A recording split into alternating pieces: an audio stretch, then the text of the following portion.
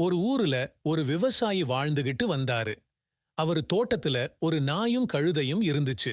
அந்த விவசாயி விவசாயம் செய்ய துணைக்கு கழுதையும், விவசாய நிலத்தை பாதுகாக்க நாயும் வளர்த்துக்கிட்டு வந்தாரு.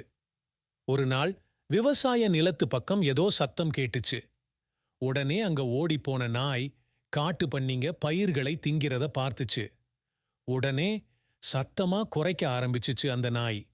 உடனே தூக்கத்திலிருந்து எழுந்திருச்ச விவசாயி பெரிய கம்பை எடுத்து அந்த காட்டு பன்னிங்களை துரத்தி விட்டுட்டாரு. தன்னோட பயிர்களை காப்பாத்தின நாய்க்கு அன்னையிலிருந்து நிறைய சோறு போட்டாரு அந்த விவசாயி.